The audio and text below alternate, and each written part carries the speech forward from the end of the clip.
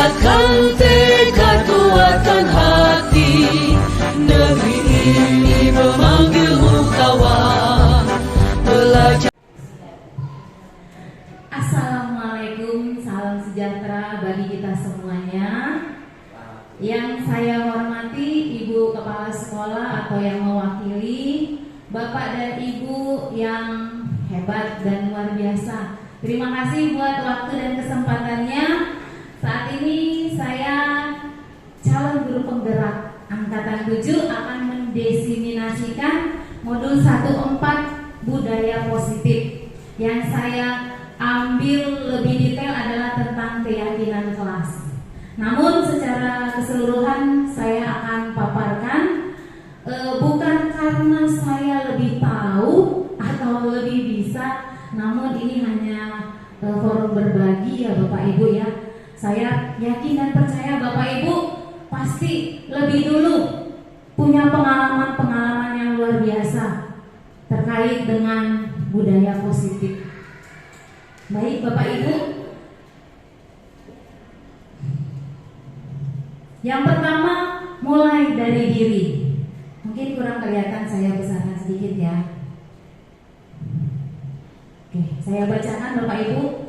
Sebagai petani, tahu ya Bapak Ibu ya petani ya? Saya juga anak seorang petani. Sebagai pendidik, kita diibaratkan sebagai seorang petani yang memiliki peranan penting untuk menjadikan tanamannya tumbuh subur. Kita akan memastikan bahwa tanah tempat tumbuhnya tanaman adalah tanah yang cocok untuk ditanami. Ki Hajar Dewantara menyatakan bahwa kita ambil contoh perbandingannya dengan hidup tumbuh-tumbuhan seorang petani. Dalam hakikatnya sama kewajibannya dengan seorang pendidik. Yang menanam padi misalnya hanya dapat menuntun tumbuhnya padi. Ia dapat memperbaiki kondisi tanah, memelihara tanaman padi, memberi pupuk dan air, membasmi ulat-ulat atau jamur-jamur yang mengganggu hidup tanaman padi, dan lain sebagainya. Yang gangguannya menghalangi proses pengembangan potensi murid. Jadi anak-anak, dari uraian ini kita dapat katakan kalau kita sebagai petani, maka sekolahlah sebagai media tanahnya. Jadi kita bisa mengusahakan agar lingkungan sekolah ini menjadi lingkungan yang positif. Agar apa? Agar di dalamnya terdapat budaya positif. Makna kata budaya itu sebenarnya sangat dalam ya Bapak Ibu. Budaya itu artinya sesuatu yang sudah membudaya, sudah menjadi pembiasaan.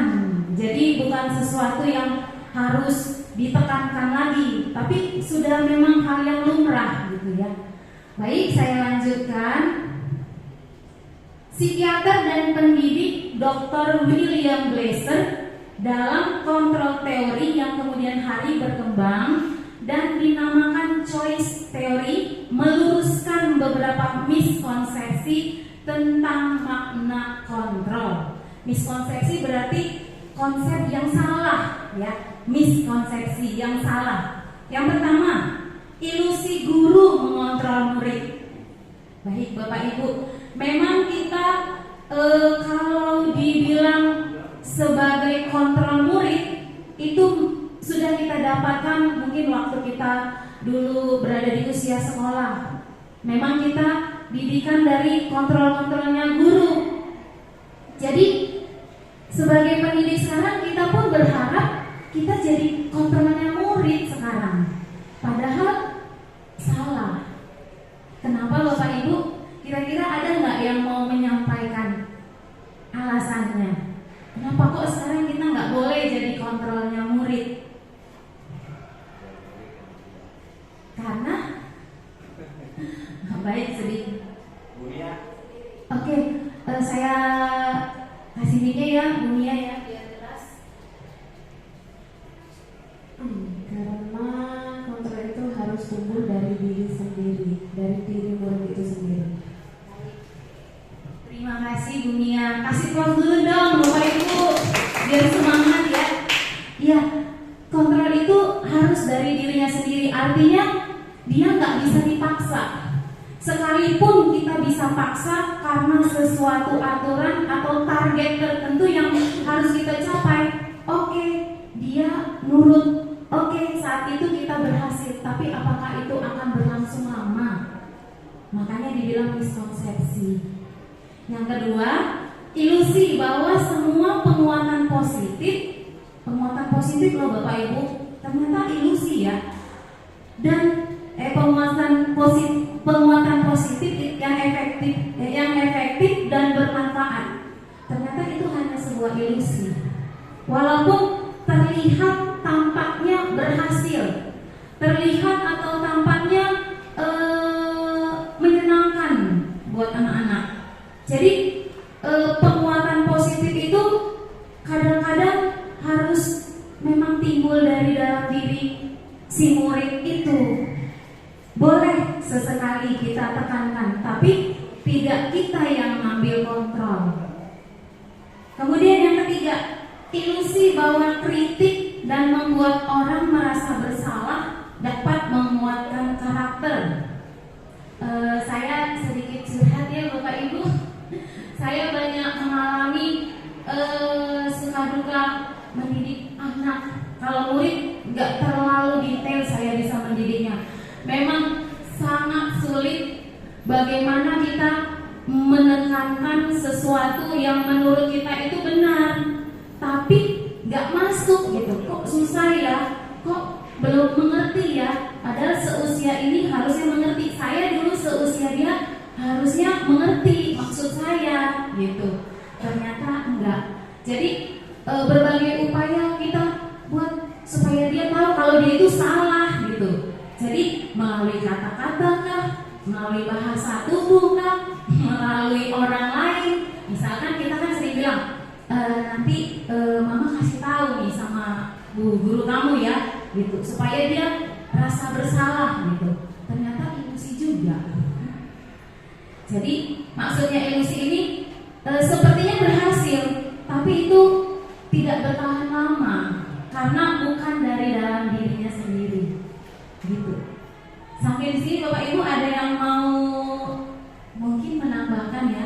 Pasti banyak yang mau menambahkan karena di sini banyak senior saya, sepuh yang udah banyak makan asam dan garam. Kalau tidak ada kita lanjutkan dulu ya. Nah, eksplorasi konsep budaya positif. Jadi ada 6 yang akan disampaikan. Yang pertama, mohon maaf ya, ada typo sedikit. Disiplin positif dengan nilai-nilai kebajikan universal.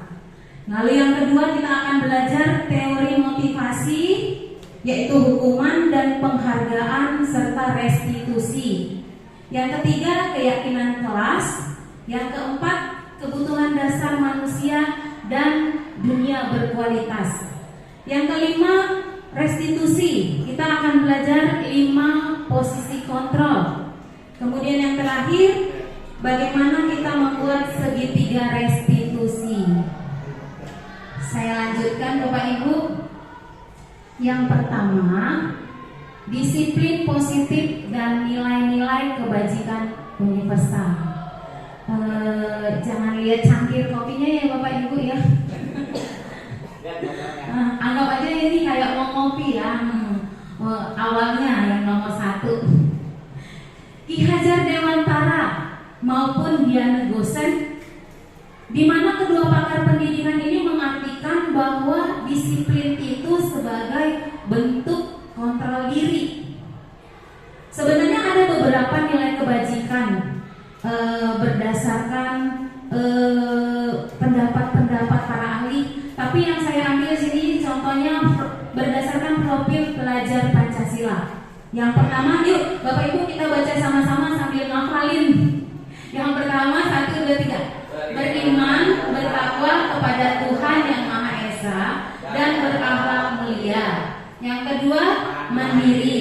Yang ketiga, bernama kritis. Yang keempat, berkebinekaan global. Yang kelima, bergotong royong. Yang keenam, kreatif. Nah, dia murid diharapkan memiliki disiplin positif berdasarkan nilai kebajikan karena dia beriman, bertakwa. Jadi dia punya disiplin positif itu karena memang dia beriman, bertakwa kepada Tuhan Yang Maha Esa. Murid memiliki disiplin positif karena dia memiliki nilai kebajikan mandiri.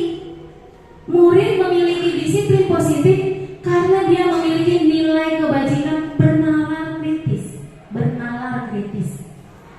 Murid mempunyai disiplin positif karena dia tahu nilai kebajikan berkebinekaan global, bergotong royong, dan kreatif. Ini masih satu yang saya ambil contoh. Ada lagi berdasarkan para ahli. Bapak Ibu mungkin pasti sedikit banyak ada yang sudah tahu, bahkan mungkin sudah hafal ya.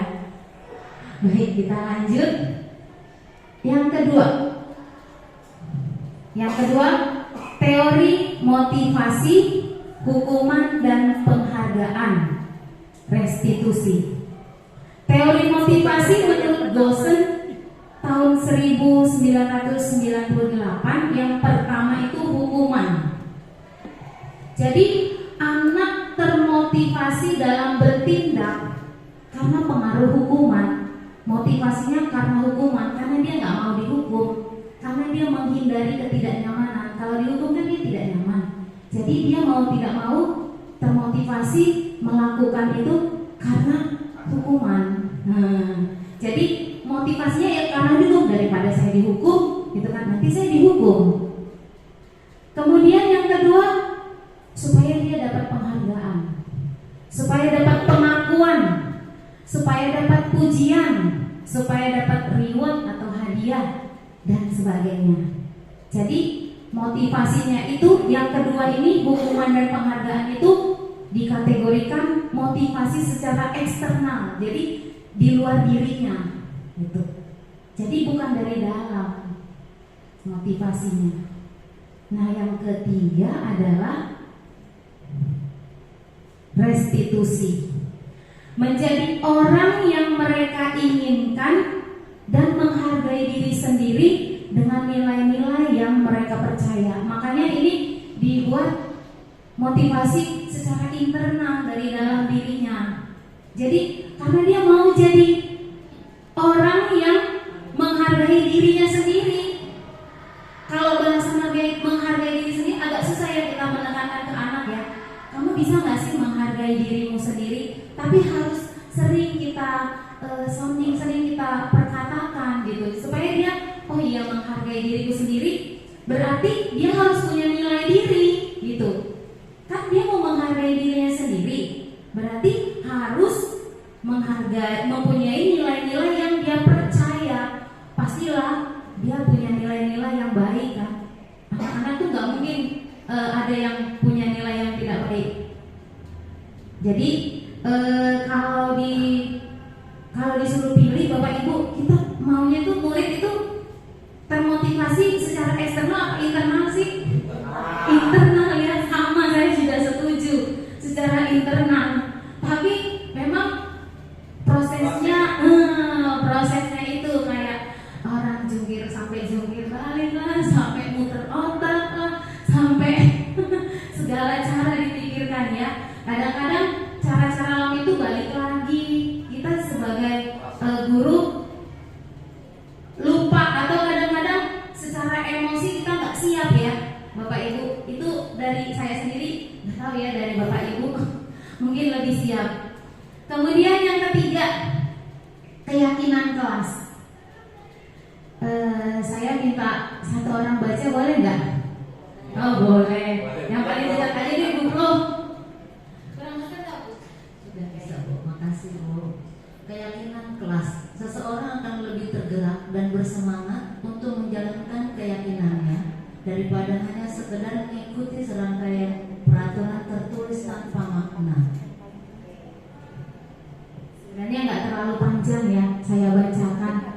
Seseorang, saya bacakan ulang, seseorang akan lebih tergerak dan bersemangat untuk menjalankan keyakinannya. Jadi dia harus punya keyakinan dulu, daripada hanya sekedar mengikuti serangkaian ya, masa peraturan tertulis tanpa makna? Itulah mungkin yang ada dalam pikiran anak, pikiran murid. Jadi dia merasa peraturan itu hanya sekedar gitu. Makanya ada kata-kata sini tanpa makna. Nah, kalau memang keyakinan kelas itu dirasa baik untuk kita jalankan, maka kita harus tahu dulu nih Bapak Ibu, bagaimana sih membentuk keyakinan kelas itu? Yang pertama, keyakinan kelas bersifat lebih abstrak.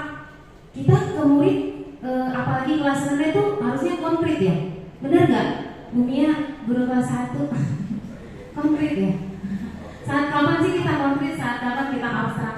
Maksudnya di sini dalam membuat kata-kata keyakinan itu, jadi harus abstrak daripada peraturan yang lebih rinci dan konkret. Jadi dengan satu kata atau satu frasa atau 3 kata maknanya itu luas, universal. Iya. Yang kedua, keyakinan kelas berupa pernyataan-pernyataan universal. Itu yang tadi ya. Jadi secara global, secara general mungkin ya bahasanya, secara umum. Kemudian pernyataan keyakinan kelas senantiasa dibuat dalam bentuk positif. Artinya menghindari kata-kata jangan, tidak, apalagi Bu?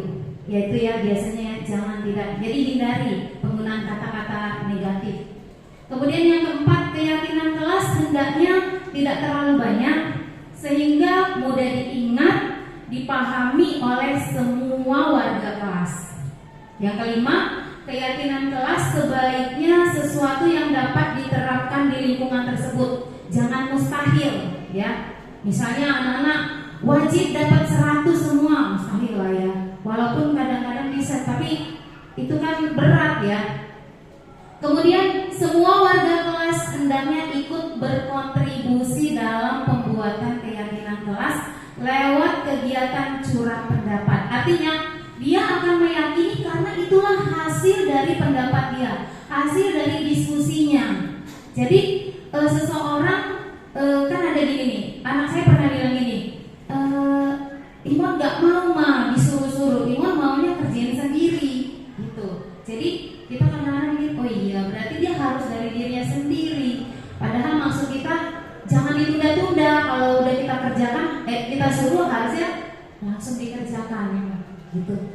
Kemudian nomor 7, bersedia meninjau kembali keyakinan kelas dari waktu ke waktu. Ini teorinya ya Bapak Ibu ya. Sedikit-sedikit saya coba lah ke murid saya. Waktu itu pertama-tama nih ya, saya coba ini yang ada kertas merah agak banyak nih ya. Udah 1, datang tepat, masuk tepat waktu, bla bla bla bla. Jadi per kalimat. Tapi itu berdasarkan curah pendapat. Siapa gitu. Tapi kan kadang-kadang nggak semua pendapat murid itu kita tampung semuanya. Jadi waktu itu saya belajar apa yang dikatakan murid ya dituliskan gitu. Kemudian anak-anak satu-satu mengerjakan tanda tangan. Jadi namanya saya buat di sini kontrak belajar. Biasa orang kontrak rumah, kontrak apartemen. Saya bikin kontrak belajar 6A gitu ya. Artinya kamu kontrak nih, belajarnya harus ngikutin ini nih gitu. Terus suruh dia tanda tangan satu-satu.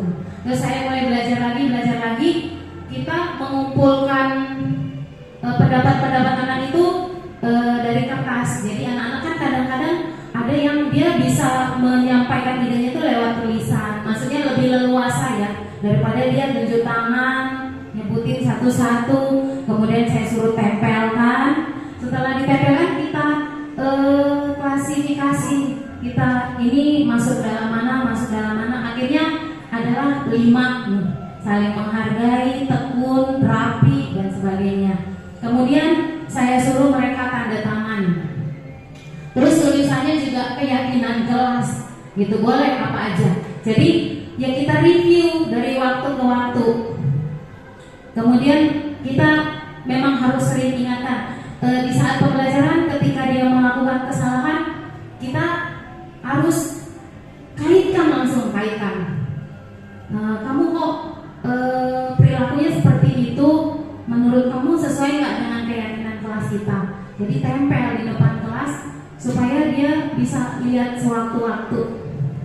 Ini kan karena saya ngajar kelas 6 ya, jadi saya suruh tanda tangan. Saya searching gitu, orang gimana ya bikin keyakinan kelas kalau kelas rendah gitu ya Bu ini ya, kelas 1, kelas 2 mungkin ya. Nah bahasanya ini nih ada dari TK sih saya lihat. Jadi ini saya ambil dari TK kelompok B. Dia langsung bikin budaya R. Rajin, rukun, rawat, ramah, riang. Kalau ditelaah satu persatu rajin. Rajin dalam hal apa? Berarti dalam segala hal.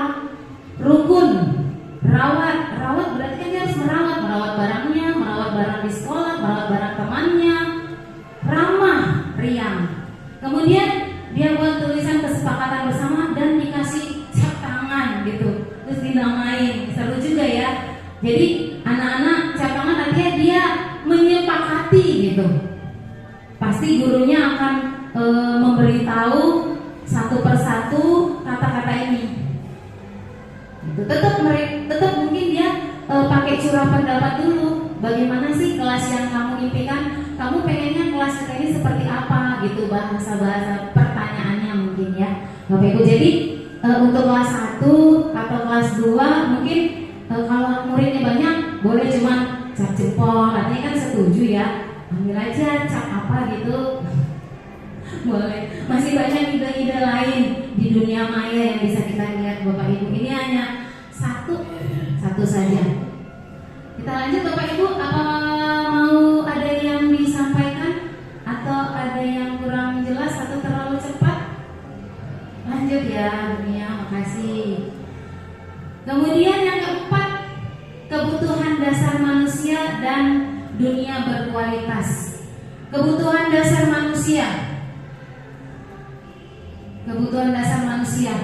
Ini untuk bertahan hidup, manusia itu punya kebutuhan penguasaan, power, kekuatan, kekuasaan, kesenangan, happy, ya, senang-senang, kasih sayang dan diterima, dicintai, dianggap, apa lagi ya bahasanya, kebebasan, free, bebas artinya sini dia bebas memilih, dia punya pilihan yang dia bisa sampaikan gitu. Makanya kita juga pernah dengan istilah belajar berdiferensiasi, artinya nggak bisa lagi kita samain semua anak. Ayo ngerjain ini, harus pakai ini, caranya harus seperti ini, nggak bisa lagi. Karena cara berpikir anak itu berbeda-beda. Maka kita harus belajar bagaimana memfasilitasi mereka sebagai tanaman-tanaman yang tumbuh di lingkungan positif supaya tercipta ke budaya positif. Kemudian dunia berkualitas. Dunia berkualitas. Saya minta tolong satu orang bacakan, boleh? Bu Tia, tolong ya Bu Tia. Dr. William Glaser menyebutkan seperti semacam album foto sehingga isinya tidak akan terlalu banyak, hanya akan terdiri dari beberapa hal saja yang sangat signifikan dan benar-benar terbaik dalam hidup Anda, yang membuat hidup Anda menjadi lebih bermakna. Kebutuhan dasar bersifat lebih umum dan universal, sedangkan dunia berkualitas lebih unik dan personal. Terima kasih. Terima kasih Bu Tia. Jadi Bapak Ibu, dunia berkualitas itu ada satu yang kita ingat, yang dianggap berkualitas, yang benar-benar terbaik dalam hidup kita. Kira-kira Bapak Ibu coba kita flashback, anggaplah dunia SD atau SMP atau SMA.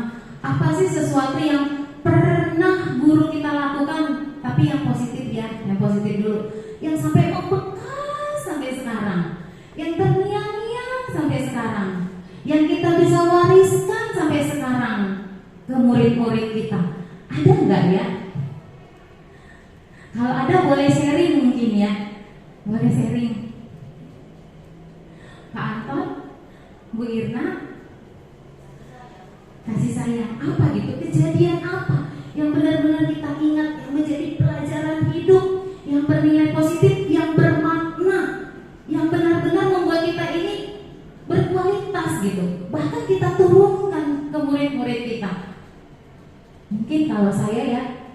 sharing sedikit. Guru saya pernah bilang gini, kalau menghafal awalan bermepeper di keterse, sampai sekarang saya ingat entah kenapa ya, bermepeper di keterse. Padahal itu bukan sebuah lagu, bukan sebuah nyanyian, bukan irama yang gampang diingat, tapi saya ingat terus. Jadi kalau saya ditanya ada berapa awalan? Ada 8 Bu. Apa aja? Bermepeper di keterse. Nah, hafal. Itu mungkin salah satunya. Kalau Bapak Ibu ada nggak yang mau sharing? Jadi apa yang saya alami ini, sesuatu yang membekas ini, saya turunkan ke murid-murid saya ketika ada materi awalan. Begitu. Bu Sophie mungkin? Belum ya, kalau nanti ada boleh ya, ada sesinya nanti. Baik.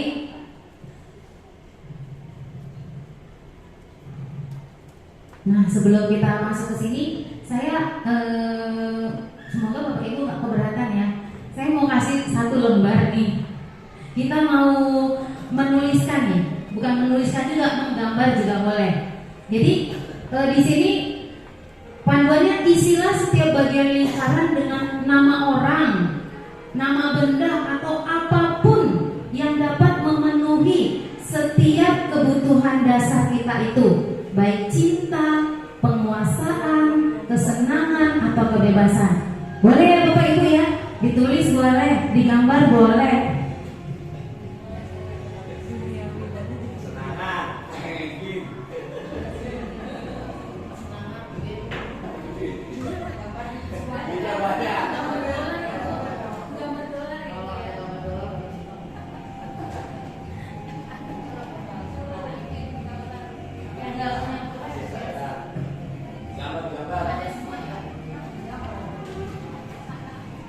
Boleh Bapak Ibu. Gambar di setiap bagian lingkaran itu yang menurut Bapak Ibu penguasaan itu sama dengan bisa, kebisaan kita, sesuatu yang membuat kita itu wah gitu ya. Apa? Kemudian diterima, disayang, cinta, yang membuat kita itu merasa dicintai, kemudian yang membuat kita senang, dan yang terakhir membuat kita merasa bebas gitu. Jadi kita bebas menentukan pilihan. Boleh ditulis, boleh digambar Bu. Iya, ditulis boleh, digambar boleh. Karena tadi kan disuruh ingat-ingat, disuruh men-sharingkan, belum dapet ya. Siapa tahu kalau ditulis jadi dapet.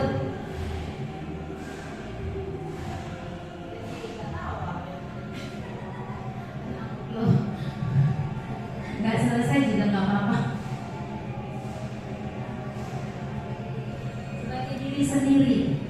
Sebagai diri sendiri, kebutuhan apa yang membuat kita bisa senang? Kebutuhan apa? Kebutuhan diri kita apa yang membuat kita bebas? Kebutuhan diri, apa yang membuat kita terpenuhi kebutuhan penguasaan atau kebisaan kita, dan merasa disayang atau dicintai.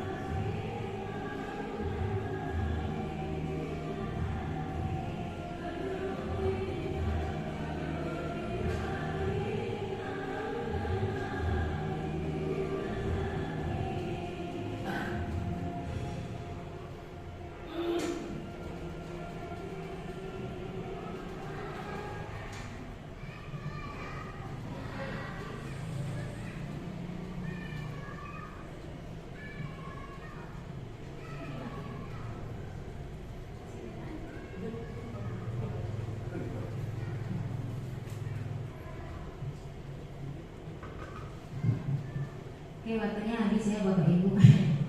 Bercanda.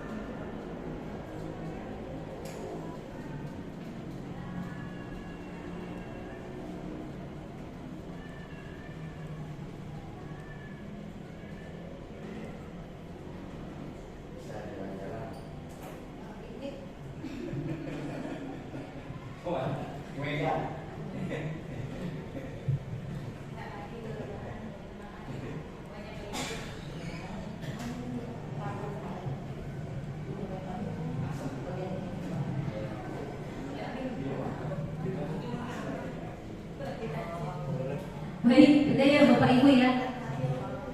Semoga nggak membebani ya Bapak Ibu. Saya pengen deh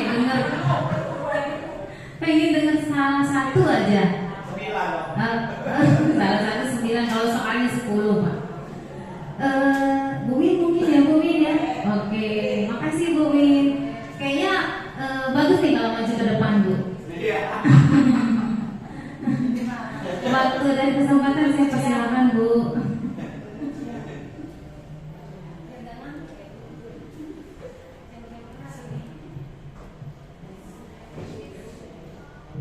Baiklah, di dalam lingkaran 4 kebutuhan dasar yang saya rasakan, yang saya alami selama ini, saya merasa diterima, disayang ketika di sekitar saya, baik itu saudara, teman, memberikan ketulusan, keikhlasan, kepedulian kepada saya, gitu ya. Kemudian bisa, saya dikatakan bisa ketika berada di tengah-tengah persaudaraan atau pertemanan yang selalu terjalin hidup rukun, hidup damai.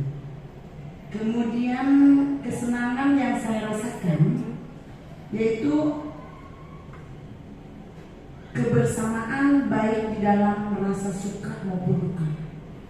Jadi ada pepatah yang mengatakan ketika senang bersama tapi dalam duka rata-rata menjauh. Tapi yang saya alami selama ini, alhamdulillah, ketika senang maupun susah, alhamdulillah di sekitar saya ini bertemu dengan orang-orang yang care, ya.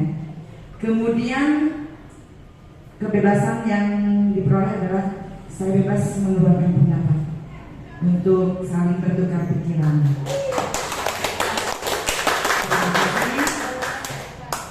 Terima kasih ya Bu Min. Wah, keren ya, mantap Bu Min, 2 jempol.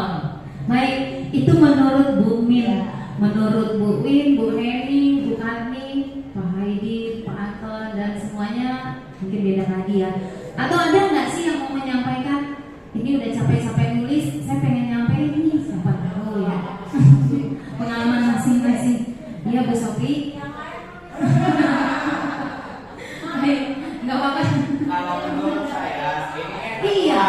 yang termuda sekarang. Bukan yang tertua. Ya,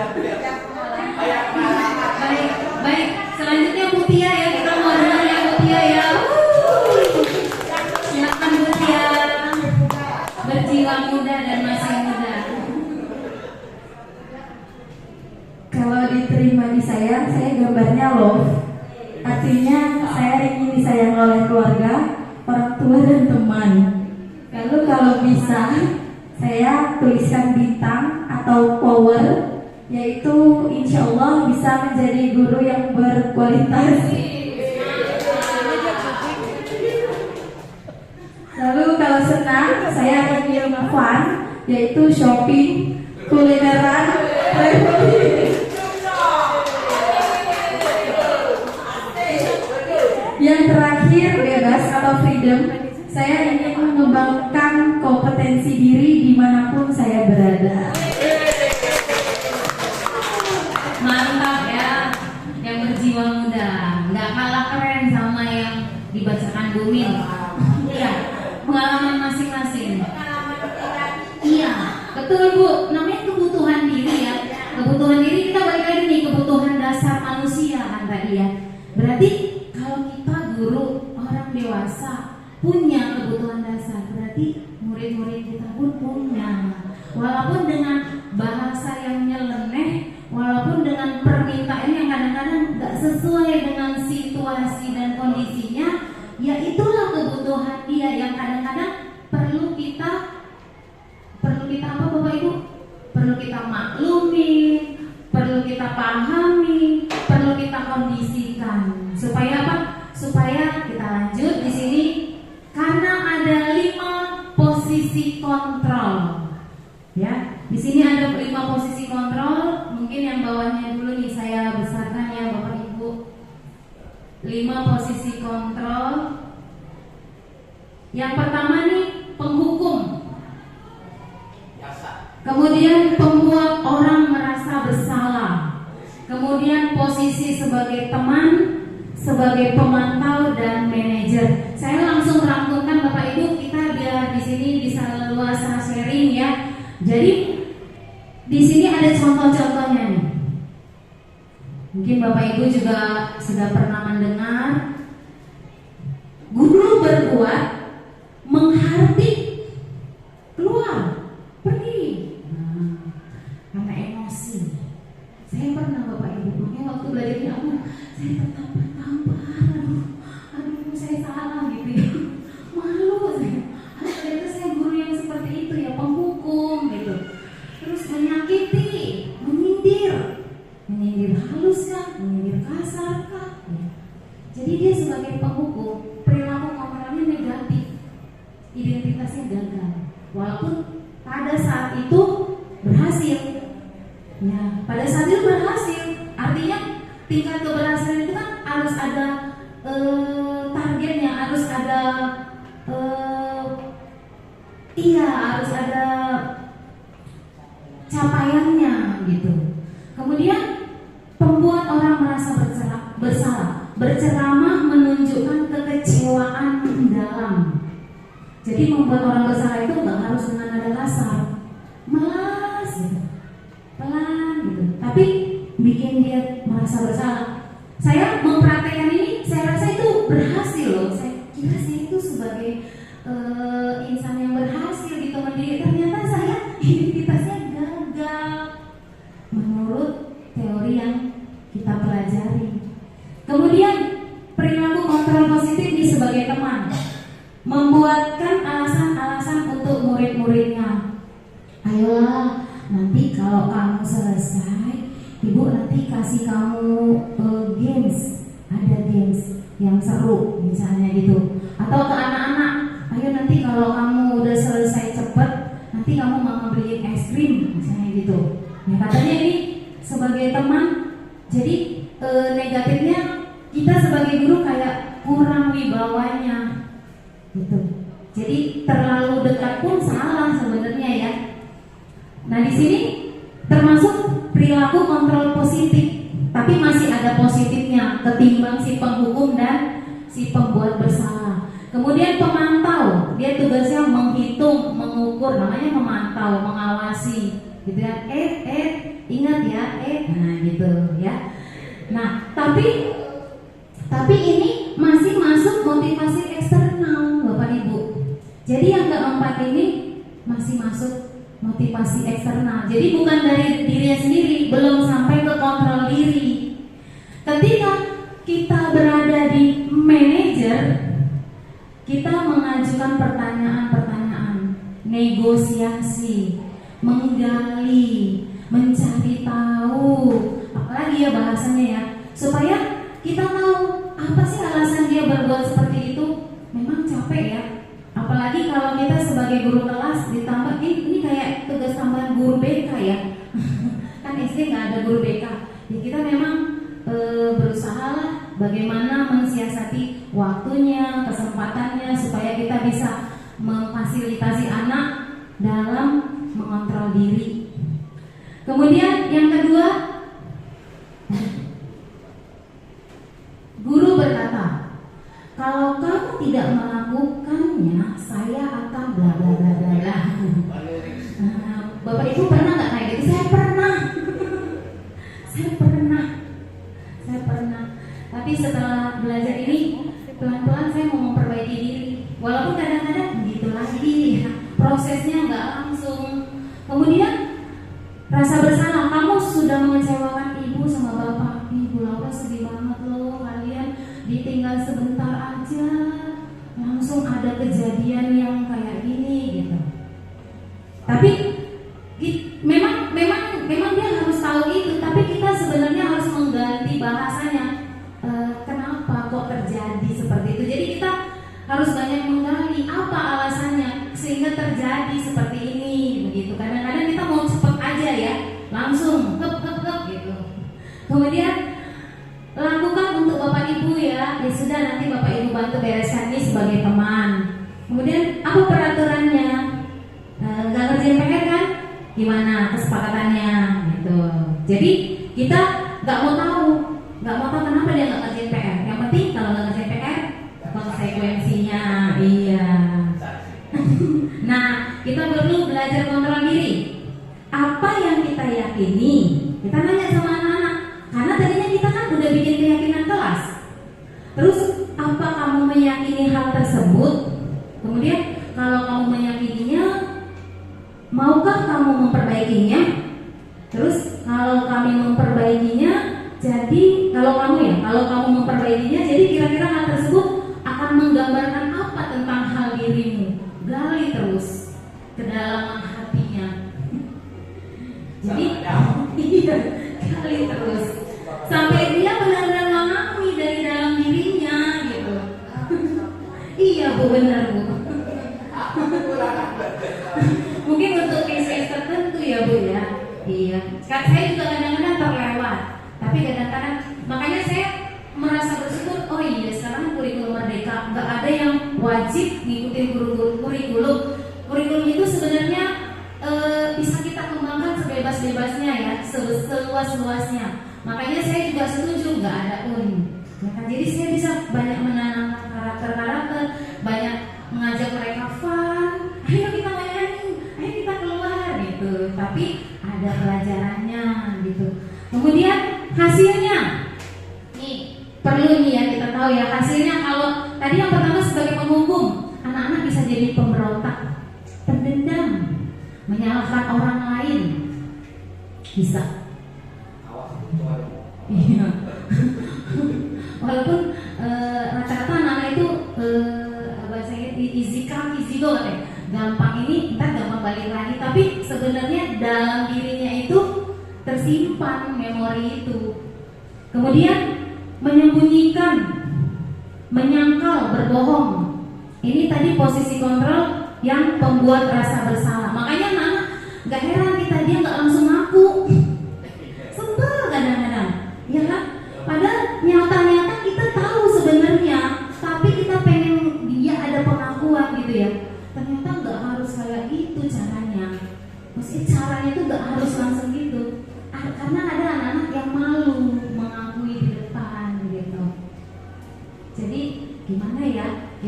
harus banyak-banyak mengolah kata-kata nih Bapak Ibu.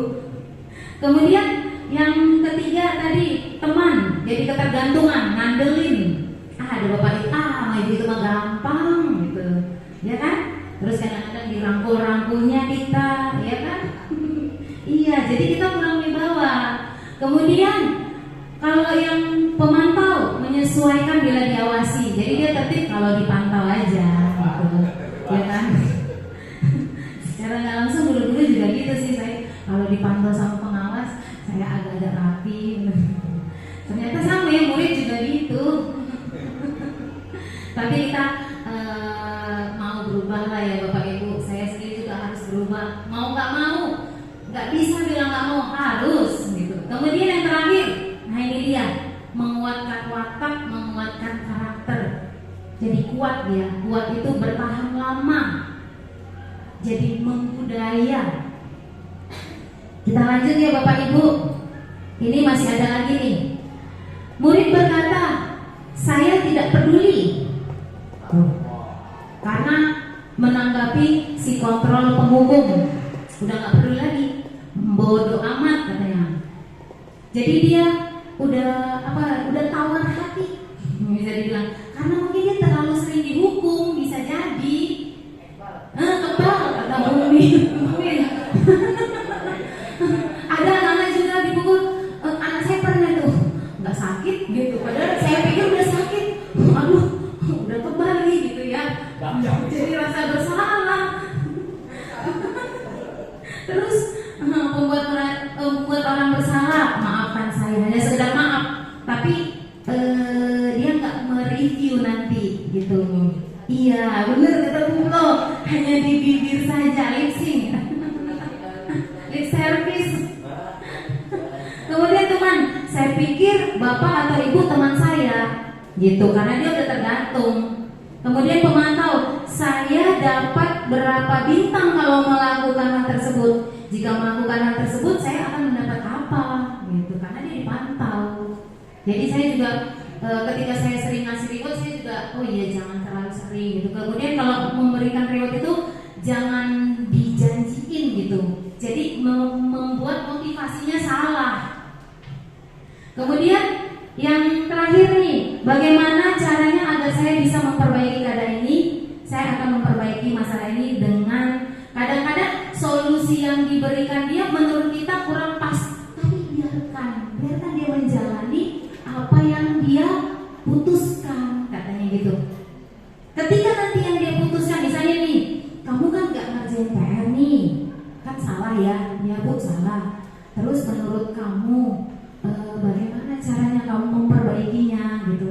Ya nanti saya catat deh Bu, ini PR-nya. Oh iya, untuk selanjutnya bagaimana?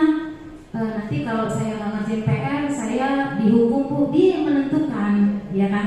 Biarin aja. Nah nanti nanti sekali lagi kalau ada yang terulang lagi, dia akan memperbaiki sendiri, gitu. Ya, jadi berikan dia. Tapi kalau kita udah kasih keyakinan kelas, dengan sendirinya cara berpikir itu mungkin akan ini ya, akan berubah, berkualitas. Kemudian dampak pada murid akan mengulangi kesalahan berulang kali, jadi agresif.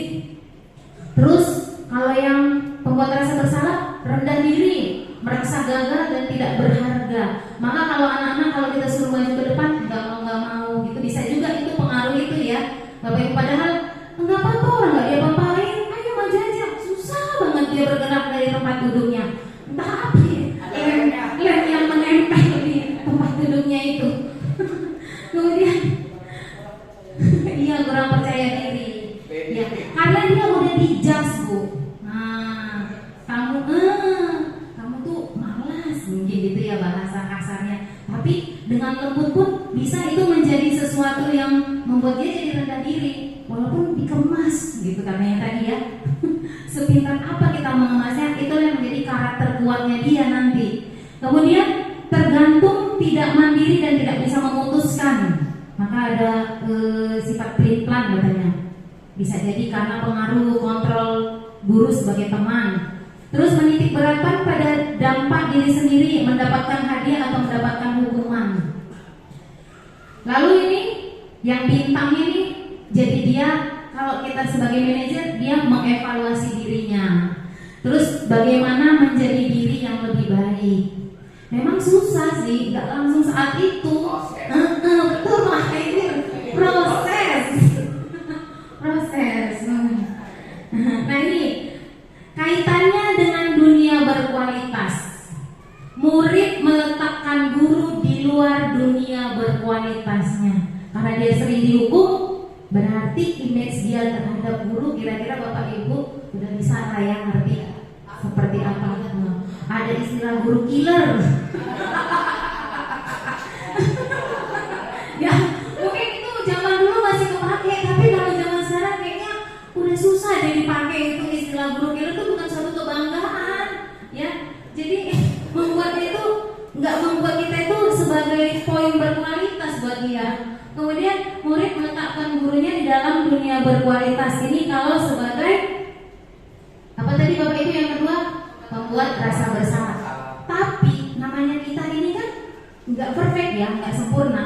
Tapi dia merasa kita itu sempurna gitu. Bayangkan Bapak Ibu, ketika kita melakukan kesalahan, dia menganggap itu berkualitas. Bahaya ya. Saya deg-degan kalau kayak gitu. Jadi jangan sampai juga kita dicap guru yang membuat rasa bersalah murid. Karena kita kan nggak sempurna ya. Kemudian murid meletakkan guru sebagai orang penting dalam dunia berkualitas, mirip-mirip ya, sebagai teman. Kemudian murid meletakkan guru peraturan di dunia berkualitasnya. Jadi dia anggap hanya sesuai peraturan aja, dia nggak bisa keluar dari peraturan. Karena kan supaya dapat reward, supaya dapat pujian, supaya dibanggakan, dan sebagainya. Jadi susah untuk keluar. Dia hanya di lingkungan itu aja. Jadi hanya mengikuti aturan. Kemudian yang terakhir nih, yang bintangnya nih, murid meletakkan dirinya sebagai individu yang positif dalam dunia berkualitas. Artinya dia akan terus memperbaiki dirinya. Gitu kira-kira Bapak Ibu. Ini tadi diulang ya. Oke, kita lanjut ya Bapak Ibu. Sekarang sampai sini ada pertanyaan nggak ya? Oke, lanjut ya. Prinsip teori kontrol. Ini yang terakhir. Restitusi, segitiga restitusi. Jadi ketika kita menemukan masalah di lapangan, di kelas, di sekolah, kita harus membuat segitiga restitusi. Yang pertama, kita baca sama-sama Bapak Ibu, yang bahasa Indonesianya aja. Menstabilkan identitas. Teorinya, kita semua akan melakukan hal terbaik yang bisa kita lakukan. Yang kedua, validasi tindakan yang salah. Teori kontrolnya, semua perilaku memiliki alasan. Jadi kita gali, kenapa kok kamu melakukan ini gitu. Yang ketiga, menanyakan keyakinan. Sebenarnya di sini pun ada tersirat ya, membuat rasa bersalah ya. Kalau kita tanya kan, ya kan, tapi nggak langsung. Jadi kemasannya itu yang membuat nanti dia termotivasi untuk memperbaiki diri, menanyakan keyakinan. Kita semua memiliki motivasi internal. Jadi dari dalam dirinya, kesadarannya ya Bu ya. Iya, itu yang sulit Bu. Jadi pendidik sekarang itu nggak cukup ngasih materi, karena materi dia bisa dapatkan kok dari luar ya. Iya, jadi kita gimana mengarahkan dia supaya dia berperilaku sebenarnya. Iya Bu. Jadi kalau hemat saya, kalau dia udah kita ajarkan disiplin, dia pasti dengan sendiri sadar kok untuk belajar. Kalau dia belajar pasti dia pintar kan. Kalau dulu kan kita jujulin materi, ya kan? Gimana cara biar materi ini habis, biar materi ini gak telat tersampaikan gitu. Karena diuji dengan ujian nasional dan sejenisnya gitu.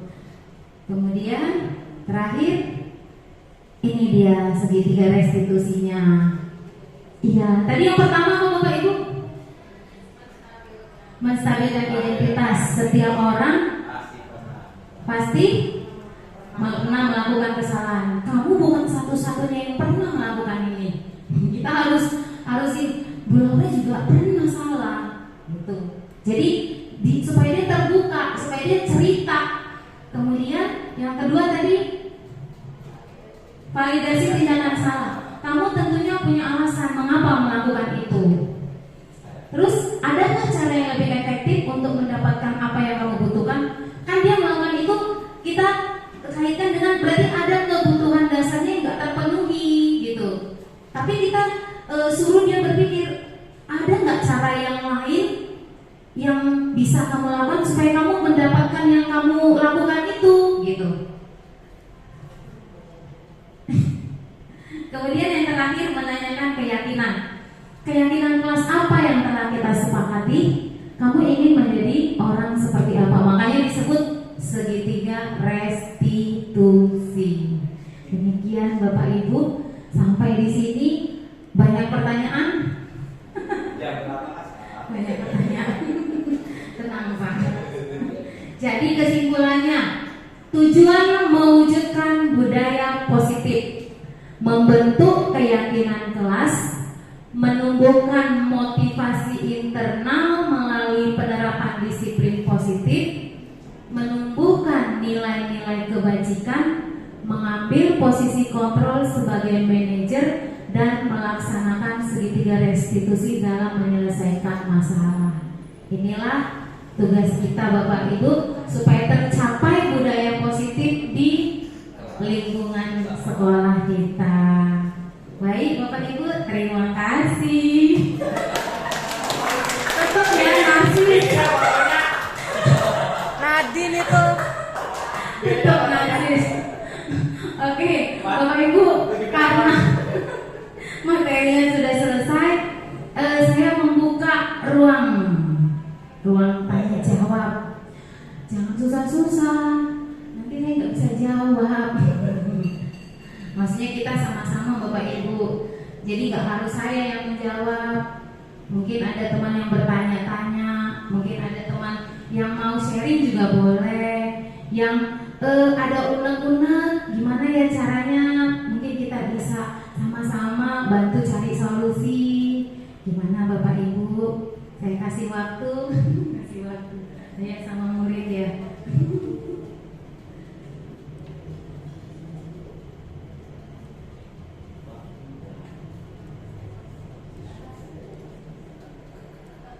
Bu Flo, ya, Bu Min silakan Bu Min. Aduh, luar biasa Bu. Terima kasih. Tadi ada yang menggelitikkan saya saat penjelasan yang guru penghukum pemantau teman itu ya betul. Nah di situ tadi sekilas kan ada kasus anak yang memang misalnya disuruh maju pun tidak mau, kalau tidak salah dengar ya, karena bisa jadi pernah si guru atau pernah anak itu mendapat perlakuan yang yang artinya membekas, merasa bersalah.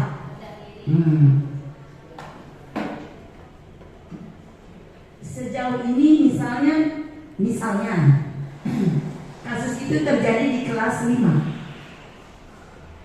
sementara gurunya tidak pernah melakukan, anggaplah tidak melakukan ya. Apakah itu bisa karena masa lalu yang masih membekas, bukan karena perilaku dari guru yang bersangkutan yang sedang dihadapi, atau bagaimana Miss? Terima kasih. Sebenarnya saya bukan memberi jawaban ya Bu ya, tapi mungkin sharing ya Bu ya. Kalau menurut saya, disitulah kita jangan langsung hukum. Jadi kita tanya, nanti dari situ dia akan bercerita. Bisa jadi dari keluarga atau dari masa kecilnya bisa. Jadi makanya guru jangan cepet-cepet deh ambil kesimpulan gitu ya. Gak ngerjain PR, males gitu ya kan. Nah iya, jadi dia udah takut duluan. Kita kalem aja gitu kan ya. Kok kamu gak ngerjain PR gitu. Nah belum tentu dia langsung jawab, belum tentu. Kita diam dulu mungkin, nanti sebentar lagi kita tanya gitu. Menurut saya Bu, mungkin menurut Bu Win yang udah banyak makan asam garam, boleh menambahkan ya Bu? Atau yang lainnya? Enggak ada? Gimana Bu Win? Terjawab nggak Bu Win? Dari guru, iya betul Bu, betul. Iya betul. Tapi guru boleh mencari tahu gitu ya Bu, iya menggali betul. Makasih ya Bu Min, tepuk tangan dong buat Bu Min. Terima kasih, tepuk tangan juga dong buat semua Bapak Ibu. Terima kasih. Terima kasih ya Bapak Ibu. Kita tutup kegiatan hari ini dengan assalamualaikum, salam sejahtera bagi kita semuanya. Sekian dan terima kasih.